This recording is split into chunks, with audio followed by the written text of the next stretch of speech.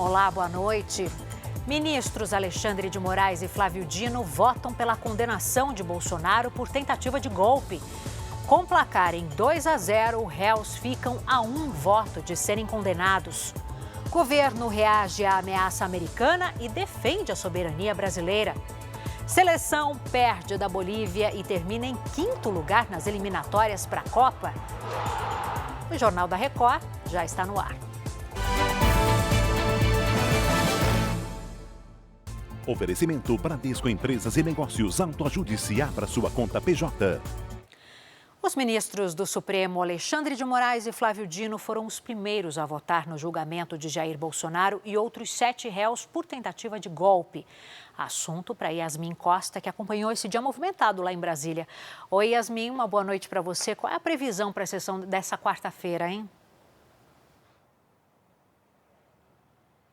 Oi, Adriana, boa noite para você também. Olha, esse julgamento vai ser retomado às 9 horas da manhã desta quarta-feira, com o voto do ministro Luiz Fux, que inclusive já apresentou uma divergência com relação ao relator desse caso, o ministro Alexandre de Moraes.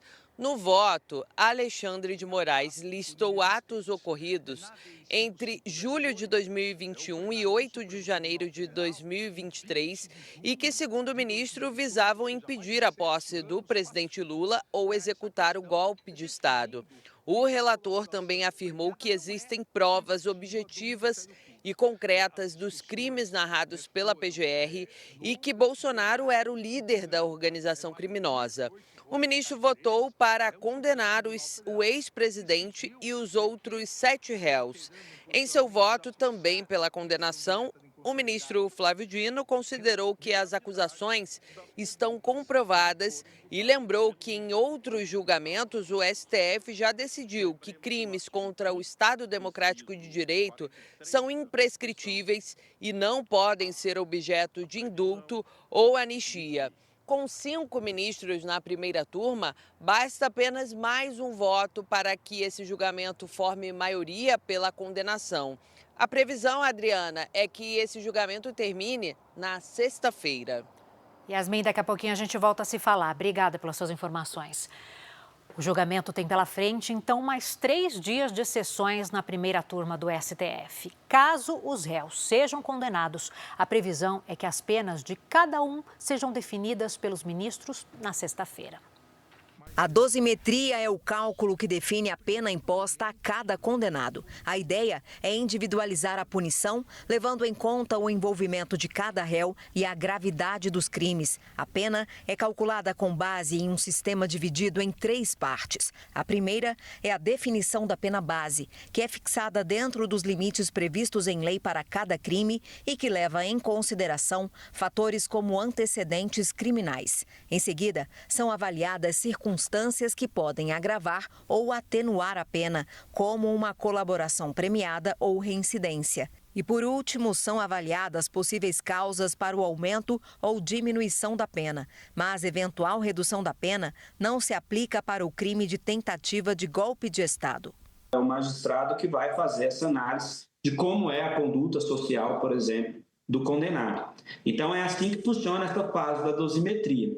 Faz essa análise. Depois vai haver ali uma compensação entre as agravantes e as atenuantes e depois é fixado o regime inicial de cumprimento de pena. A depender da pena, no caso aqui em concreto, o regime inicial será o fechado. Mesmo que sejam condenados pela primeira turma, os réus podem recorrer ao próprio STF para alterar as penas aplicadas. São 2 tipos de recursos: embargos infringentes, que só podem ser apresentados se houver pelo menos 2 votos divergentes. Nesse caso, o julgamento será levado a plenário para ser analisado pelos 11 ministros. E os embargos de declaração, que servem para apontar possíveis contradições, omissões ou falta de clareza no julgamento.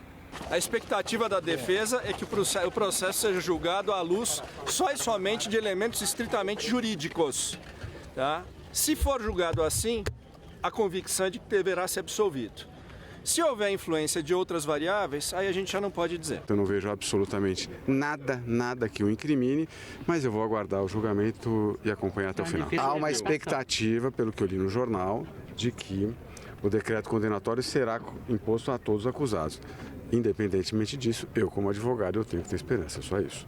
Em nota, o advogado do almirante Almir Garnier disse que só poderá falar depois da dosimetria da pena. Já a defesa de Anderson Torres afirmou que, se depender de Alexandre de Moraes, os réus não serão absolvidos. As defesas dos outros réus não se manifestaram. O presidente do Senado, Davi Alcolumbre, disse que vai avaliar quem pretende votar a favor e contra o projeto de lei da anistia na casa.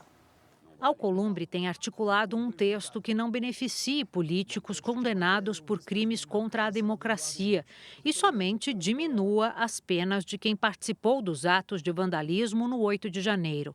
Na Câmara, a oposição pressiona para um projeto mais amplo que anistie a todos e devolva, inclusive, o direito de concorrer às eleições. O presidente da Câmara, Hugo Mota, afirmou que não há previsão para que os deputados analisem o texto e nem para a escolha do relator. E o governo brasileiro condenou a ameaça de uso de força militar pelos Estados Unidos. A Yasmin Costa volta então direto de Brasília para falar sobre esse assunto com a gente, né, Yasmin? Foi aí uma resposta ao que a porta-voz da Casa Branca disse mais cedo, né? Resposta imediata, Adriana. Em nota, o Itamaraty disse que o governo brasileiro não vai tolerar nenhum tipo de interferência de outros países aqui no Brasil. Inclusive, o Ministério das Relações Exteriores afirma que o primeiro passo para proteger a liberdade de expressão é justamente defender a democracia e respeitar a vontade popular expressa nas urnas. E que os poderes da República não se intimidarão por qualquer forma de atentado à soberania. Como você disse, nesta terça-feira, ao comentar o julgamento do ex-presidente Jair Bolsonaro, a secretária de imprensa da Casa Branca disse que o governo norte-americano não vai medir esforços para impedir qualquer suposta tentativa de ataque às instituições, ou melhor dizendo, ataque à liberdade de expressão e que, inclusive, para isso, pode usar o seu poderio econômico e militar. Adriana. Obrigada, viu, Yasmin? Bom trabalho para você. Depois do tarifaço americano, a Alemanha passou os Estados Unidos como o principal destino do café brasileiro. Vamos dar uma olhadinha no nosso telão? Olha só. Em agosto, o país europeu importou 414 mil sacas contra 301 mil que foram para os Estados Unidos. A queda foi de 46% em relação ao mesmo mês do ano passado. No total, o Brasil exportou mais de 3 milhões de sacas em agosto, mas o resultado aí menor, né? 17,5% menor em relação ao mesmo mês de 2024. Um ex-funcionário responsável pela segurança do WhatsApp acusa a Meta, que é dona do aplicativo, de ignorar alertas sobre falhas de privacidade. O problema teria exposto dados de bilhões de usuários. O ex-chefe de segurança, chamado Atalula Bey, entrou com um processo na justiça americana contra a Meta, alegando que a empresa falhou em implementar medidas básicas de segurança cibernética. A informação foi divulgada pelo jornal The New York Times. O ex-funcionário afirma que cerca de 1.500 engenheiros da Big Tech tinham acesso a dados de usuários, informações como contatos, localização, fotos e endereços. Bey afirma ainda que mais de 100 mil contas eram invadidas diariamente por criminosos. Problema que, segundo ele, não recebeu a atenção adequada da empresa quando foi relatado. Em vez disso, ele alega ter sofrido retaliação e diz que acabou demitido. A Meta nega as acusações. Eu falo agora sobre a onda de violência que já deixou ao menos 19 mortos no Nepal. O Exército anunciou que vai assumir o controle da segurança após a renúncia do primeiro-ministro. A nossa correspondente na Ásia, Silvia Kikuchi, traz todas as informações. Oi, Silvia. Oi, Adriana. Boa noite a todos aí no Brasil. Os soldados começaram a ocupar as ruas da capital, Katmandu. Um toque de recolher também foi imposto depois de uma terça-feira de muita violência. Manifestantes invadiram e incendiaram prédios do governo comunista e residências de autoridades. Uma das casas era de um ex-primeiro-ministro. A esposa dele, que estava no local, sofreu graves queimaduras e morreu. O protesto em frente ao parlamento foi duramente reprimido pela polícia, que usou gás lacrimogênio, canhões de água e balas de borracha. Segundo a Anistia Internacional, as forças de segurança também abriram fogo contra os manifestantes. O premier Khadija Prasad Oli recebeu críticas pela repressão violenta e pela decisão de bloquear redes sociais não registradas oficialmente no país. A medida foi revogada, mas virou símbolo de censura. A renúncia do premier é vista como uma tentativa de amenizar a crise, mas os manifestantes questionam quem vai assumir o poder. Adriana. Obrigada, Silvia. Em nome do que chamou de direito à felicidade, o ditador Nicolás Maduro antecipou o Natal na Venezuela mais uma vez. O presidente venezuelano anunciou o decreto em rede nacional. Vamos repetir a fórmula de outros anos, que funcionou muito bem para a economia, a cultura e a felicidade. A temporada de Natal começa na Venezuela no dia 1º de outubro. Este ano a Navidad arranca el 1º de outubro. Antecipar o Natal tem sido prática recorrente de Maduro desde 2020. O presidente diz que o objetivo é defender o direito à felicidade e impulsionar a economia do país. No ano passado, a medida veio após as acusações de fraude na reeleição de Maduro. Lojas vão oferecer artigos natalinos mais de 2 meses antes da data oficial. Desta vez, a antecipação do Natal na Venezuela acontece em meio a uma crise com os Estados Unidos e a perspectiva de uma guerra no Mar do Caribe. O governo Trump promove uma ofensiva contra o narcotráfico, com envio de caças e navios para perto da costa venezuelana. Ontem, o chefe do Departamento de Guerra, Pete Hegseth, visitou de surpresa um dos navios deslocados. Os Estados Unidos atacaram uma embarcação supostamente com drogas que teria saído da Venezuela na semana passada. 11 pessoas morreram. Maduro denunciou a mobilização militar na região. Já o governo Trump ameaçou abater caças venezuelanos que sobrevoarem os navios americanos. Um ataque aéreo russo matou mais de 20 idosos em uma vila no leste da Ucrânia. Pelo menos 19 pessoas ficaram feridas. O bombardeio atingiu a região de Donetsk, onde as vítimas esperavam em uma fila para receber uma pensão do governo. O presidente Volodymyr Zelensky voltou a pedir aos aliados que aumentem a pressão sobre Moscou para encerrar a guerra. Foi preso em Portugal o homem que ofereceu dinheiro pela cabeça de brasileiros.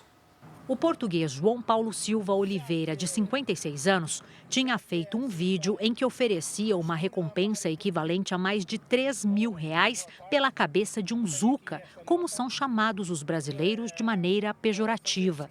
A cada português que me trouxer a cabeça de um brasileiro, estejam legais ou ilegais, eu pago 500 euros por cada cabeça para esculhambar os zucas, essa maldita. A gravação provocou revolta na comunidade brasileira. O português vai responder por incitação à violência contra imigrantes. O presidente Lula disse em Manaus que os países que formam a Amazônia não precisam de intervenções estrangeiras e nem de ameaças à soberania. O presidente Lula visitou o Centro de Cooperação Policial Internacional da Amazônia, o núcleo de inteligência para combater crimes ambientais, garimpo ilegal e tráfico de drogas e de armas. Quase 37 milhões de reais foram investidos no projeto, que terá a colaboração de 9 estados da Amazônia Legal e de 8 países com território na floresta, além do Brasil. O presidente da Colômbia, Gustavo Petro, e a vice-presidente do Equador, Maria José Pinto, participaram da inauguração. É a primeira vez na história da Amazônia que tantos atores se reúnem no mesmo espaço físico em torno de um objetivo comum. Não precisamos de intervenções estrangeiras, nem de ameaças à nossa soberania. somos perfeitamente capazes de ser protagonistas das nossas próprias soluções. Também participaram do evento o ministro das Comunicações, Frederico de Siqueira Filho, a ministra do Meio Ambiente, Marina Silva, o ministro das Relações Exteriores, Mauro Vieira, e o ministro da Justiça, Ricardo Lewandowski. À tarde, o presidente Lula veio até o pier do Complexo Naval do Rio Negro, em Manaus, para lançar o programa Norte Conectado, que levará a internet a comunidades isoladas. 10 milhões de brasileiros devem ser beneficiados em 71 municípios de 6 estados. O projeto prevê a implantação de cerca de 12 mil quilômetros de cabos de fibra ótica submersos em rios. Em uma balsa, Lula acompanhou o lançamento de um cabo no leito do rio. E agora o JR 24 Horas traz uma boa notícia. Cientistas brasileiros desenvolveram um medicamento inédito capaz de restaurar movimentos de pessoas que tiveram lesões na medula. O tratamento, que ainda está em fase experimental, utiliza uma proteína extraída da placenta. Pacientes lesionados que receberam o remédio recuperaram os movimentos total ou parcialmente. A pesquisa agora aguarda a liberação da Anvisa para realizar uma nova fase de estudos. O governo federal regulamentou o pagamento de pensão e indenização a pessoas com deficiência permanente causada pelo Zika vírus. Os pedidos já podem ser feitos pelos canais do INSS. A pensão mensal vitalícia terá valor equivalente ao teto da Previdência, hoje em pouco mais de R$8 mil. Além disso, será pago um valor único de R$50 mil por danos morais. Devem ser beneficiadas cerca de 3 mil crianças com deficiência nascidas entre 2015 e 2016, durante o surto de Zika vírus. O Congresso promulgou a emenda que muda as regras de pagamento de precatórios, que são aquelas dívidas da União, de estados e municípios também. Agora, os estados e os municípios vão poder parcelar as dívidas previdenciárias com a União em até 30 anos. E a partir do ano que vem, essas dívidas ficam de fora do limite da meta fiscal, o que deve abrir aí um espaço de 12 bilhões no orçamento de 2026. O Ministério Público Federal e o Ministério Público de Minas Gerais decidiram romper o contrato com uma associação responsável por dar assistência às vítimas da tragédia de Brumadinho. A decisão aconteceu após a identificação de supostas irregularidades. O fim do contrato surpreendeu as famílias. A gente acreditava que estava tudo andando conforme ficou definido no acordo. A AEDAS, Associação Estadual de Defesa Ambiental e Social, geria os recursos do acordo de reparação da tragédia de Brumadinho, que deixou 272 mortos em 2019. A associação é uma das 3 assessorias técnicas independentes que dão assistência gratuita às pessoas afetadas pelo rompimento da barragem aqui em Brumadinho. Ela é responsável por 2 áreas e tem um orçamento que pode chegar a quase 70 milhões de reais. O termo de compromisso prevê o repasse do recurso ao longo de 30 meses, prazo que termina em dezembro. Mas, segundo o Ministério Público Federal e o Ministério Público de Minas Gerais, a associação usou o dinheiro para comprar um imóvel em Belo Horizonte, contratar a consultoria de uma empresa ligada a um ex-funcionário e comprar carros. A AEDAS nega qualquer irregularidade. Disse que toma as medidas legais cabíveis para se proteger e garantir o direito das pessoas atingidas. Alexandra perdeu o irmão e o primo na tragédia. Agora, teme que o processo por justiça e reparação fique ainda mais lento. A gente não sabe se irão aproveitar os estudos que a AEDAS já fez ou não. Então, imagina se tiver que começar tudo de novo. O faturamento da indústria brasileira cresceu nos primeiros 7 meses do ano. Os dados foram divulgados pela Confederação Nacional da Indústria.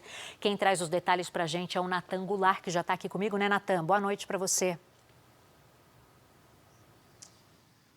Foi exatamente isso, Adriana. Boa noite para você também, boa noite para todos que nos acompanham. Pois é, entre janeiro e julho, o faturamento da indústria cresceu 5,1% na comparação com o mesmo período de 2024. Em julho, houve um leve aumento de quase 0,5% em relação a junho, mas também uma queda de 1,3% em relação ao mesmo período do ano anterior.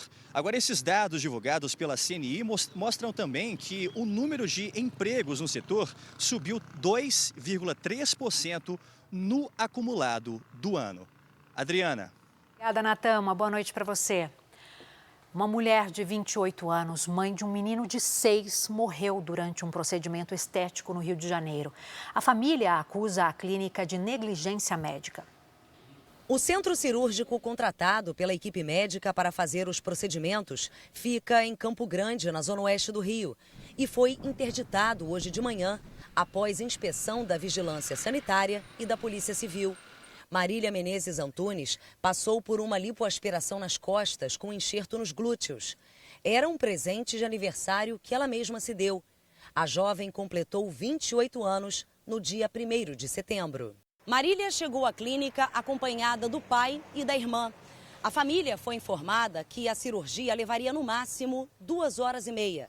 Porém, quase 6 horas depois de começar o procedimento, a equipe de enfermagem foi vista correndo pelos corredores e chamando uma ambulância. Eu fui para o centro cirúrgico, onde a minha irmã estava. Quando eu abri, era minha irmã, que estava sendo já reanimada pelo médico que estava fazendo o procedimento. E eu perguntei, doutor, o que o senhor precisa? Ele, oxigênio. A clínica não tinha estrutura para passar por essa situação. Para a família, houve erro médico. O erro médico, ele consiste no processo do tratamento do paciente quando você tem uma negligência, uma imprudência ou uma imperícia, podendo causar algum dano ao paciente. O médico José Emílio de Brito, responsável pela cirurgia, declarou que a paciente morreu em decorrência de broncoaspiração e parada cardiorrespiratória. Já o Instituto Médico Legal constatou que Marília sofreu perfuração abdominal e teve hemorragia interna. O médico foi ouvido na delegacia e liberado. Em nota, a clínica afirmou que o local tem equipamentos adequados para emergências e que a equipe responsável pelo procedimento era terceirizada. Marília era técnica de segurança do trabalho e tinha um filho de 6 anos. O enterro acontece amanhã. A defesa do médico não foi localizada. E agora o futebol. O Brasil perdeu no último jogo das eliminatórias para a Copa do Mundo. Já classificada, a nossa seleção foi derrotada pela Bolívia, que, claro, comemorou a vaga para a repescagem. O Bruno Piscinato acompanhou tudo lá na altitude boliviana. Oi, Bruno, boa noite para você. Oi, Adriana, boa noite. A seleção brasileira sofreu principalmente com a altitude de 4.150 metros acima do nível do mar, desse estádio aqui, o mais alto do mundo. Precisando da vitória, a Bolívia foi melhor. Nos acréscimos do primeiro tempo, o árbitro marcou pênalti de Bruno Guimarães em cima de Moisés Poniagua. Miguelito bateu e fez o gol da vitória dos donos da casa. Com o resultado, os bolivianos vão disputar a repescagem e uma vaga na Copa do Mundo. O Brasil termina as eliminatórias na 5ª posição. Essa foi também a primeira derrota de Carlo Ancelotti no comando da seleção brasileira. Adriana. Obrigada, Bruno. Profissionais da comunicação e representantes de grandes marcas participaram de um evento dedicado à publicidade digital em São Paulo. A Record participou trazendo a experiência na criação de conteúdo multiplataforma. Mais de 2.000 pessoas acompanharam as palestras e discussões com lideranças da publicidade digital e convidados nesta terça-feira na capital paulista. O EdTech e Branding 2025, promovido pelo IAB Brasil, discute os desafios e as transformações da comunicação. Todo mundo que trabalha para fomentar a publicidade digital está aqui.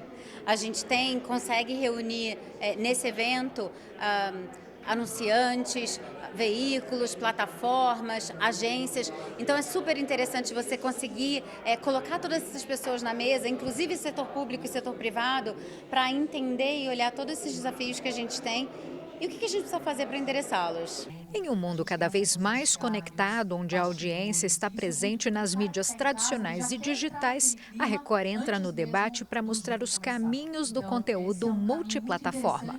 O diretor nacional de comercialização multiplataforma da Record, Paulo Itabaiana, mediou a conversa com o apresentador do Love Dance e do Game do 100, Felipe Andreoli, e a apresentadora do Esporte Record, Paloma Totti. O nome do nosso painel, que é a melhor opção é dar opções, né? Os caminhos do conteúdo multiplataforma, é para abordar um pouco disso, assim, que a gente hoje tem condições de atender toda uma audiência consumidora dos nossos conteúdos, onde quer que eles estejam, em inúmeras plataformas, e ao mesmo tempo as marcas podem se aproveitar dessas audiências que hoje são mais fragmentadas, mas também impactá-las de diferentes formas. Felipe e Paloma compartilharam as experiências de adaptação ao longo dos anos em diferentes plataformas. No Esporte Record, que é o nosso programa do domingo, eu trouxe a linguagem que a gente usa no dia a dia no celular, que são os emojis. Então, eu trouxe aquelas plaquinhas que são as sensações, as expressões, os sentimentos, para a gente usar falando de futebol, que é entretenimento, é uma forma de entreter, de usar a nossa linguagem digital também na TV aberta. Por que não? Eu acho que a gente também traz tudo isso, na final das contas, com autenticidade. Né? Então, quando a pessoa te reconhece pela sua voz, ela reconhece pelo texto, ela reconhece de diferentes maneiras, significa, nossa, eu consegui deixar uma maneira de fazer que as pessoas lembram, associam, e as marcas gostam dessa credibilidade, e a gente vai alimentando esse ecossistema aí. Esse foi o Jornal da Record. Fique agora com Fala Que Eu Te Escuto. Uma boa noite para você.